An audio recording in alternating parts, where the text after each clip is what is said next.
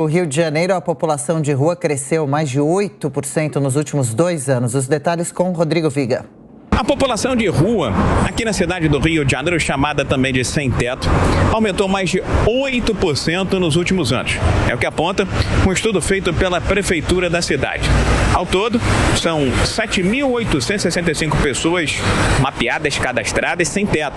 Aumento de 8,2% em comparação com 2020, data do último levantamento, do último censo feito pelo município. O centro da capital concentra a maior população de rua. Na região houve um salto nesse período de 18% nos sem teto. No entanto, o boom de moradores de rua aconteceu mesmo nas zonas norte e oeste da capital. Mais de 20% de crescimento no período. A maior parcela dos sem teto tem idade de 30 a 49 anos de idade. Muitos, nem todos, são analfabetos. Porém, mais de 40% já tiveram um lar, mas decidiram escolher a rua como a verdadeira casa. A prefeitura promete, a partir desse censo, novas iniciativas para tentar minimizar o problema dessas pessoas. Uma das propostas é aumentar a oferta de albergues aqui na capital. Em outra frente, o município vai conversar com a rede hoteleira e também com restaurantes, mercados e bares. A ideia é que os empresários desses setores capacitem, treinem essas pessoas que vivem nas ruas para que elas possam ter uma oportunidade no mercado de trabalho. A Prefeitura do Rio de Janeiro tem hoje 1.600 vagas em albergues, comunidades terapêuticas e afins.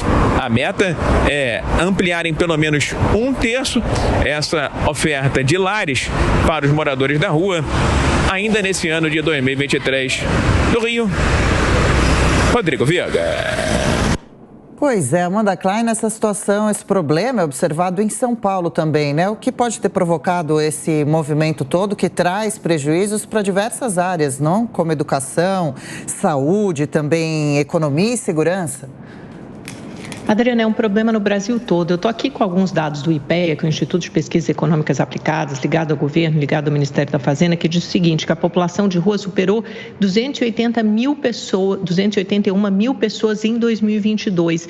E isso representa um aumento de 38% desde 2019. Certamente a pandemia da Covid-19 teve um papel central no aumento da população de rua, com desemprego, a perda de renda. Muitas pessoas não conseguiram se recolocar no mercado de trabalho, foram para a rua e não conseguiram sair mais.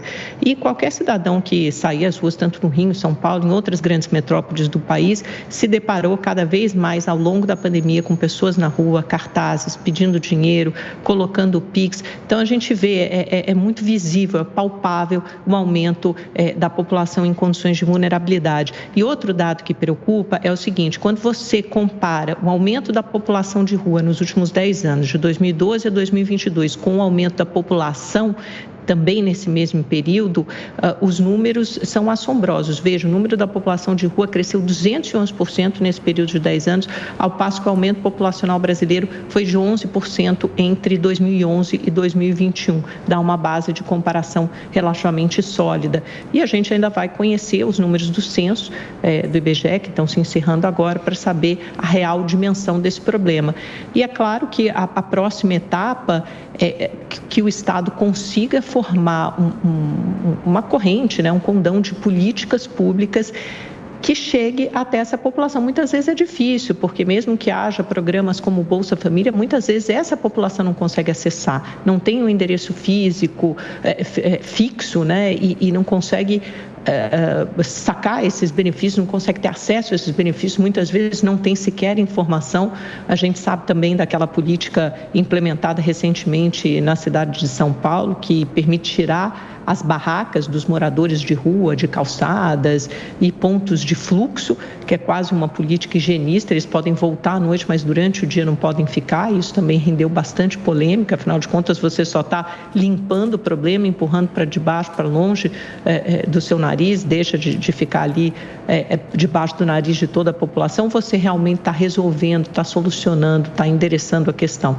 Então, são muitas perguntas e parece que é um problema crônico e que as autoridades, o Estado, ainda não teve condição de solucionar propriamente.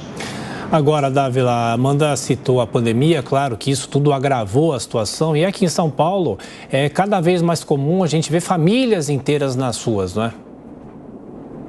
Tiago, mais do que isso, né? Não é só em São Paulo, né? O Brasil inteiro, Recife, o interior de São Paulo, que era o lugar da riqueza, começa também a ter esse mesmo problema.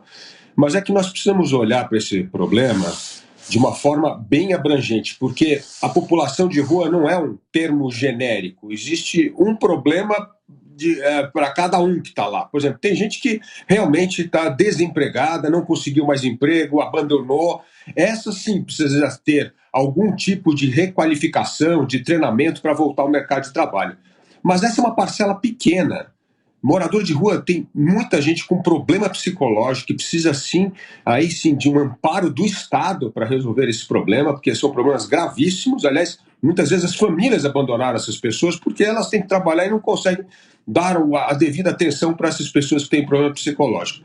E o terceiro grande problema é a droga, que nós já vemos aqui, infelizmente, em São Paulo, a Cracolândia como o grande símbolo de viciados. Então, não existe uma política única para resolver a questão de morador de rua. É preciso ter este olhar clínico para entender qual é o problema de cada um e resolver de forma distinta. Agora, a população de rua vem crescendo por duas coisas. Primeiro, como eu sempre digo aqui no Jornal Jovem Pan, qual é a pauta mais urgente no Brasil? É a retomada do crescimento econômico. A economia no Brasil não cresce há mais de 20 anos.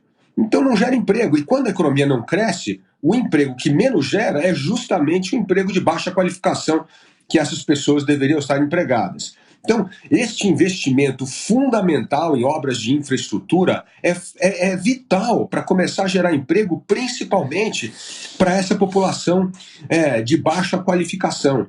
E para isso, o governo precisa dar essa estabilidade às regras do jogo para que nós possamos fazer com que a iniciativa privada volte a investir, a confiar na economia brasileira. Mas nós não podemos deixar de lado esses dois outros grandes problemas, que é a questão da droga e que é a questão psicológica, de pessoas que precisam de uma assistência diferenciada para poder resolver a questão do problema da rua. Mas esse, infelizmente, é um problema que vem crescendo a olhos nus de todos nós que viajamos aí pelas cidades do Brasil. Eu fiquei impressionado, eu tive recentemente em Recife, ali na Praia de Boa Viagem, um lugar lindo, parece um dormitório ao ar livre à noite. É muito triste ver os nossos irmãos brasileiros, né, numa condição tão dramática.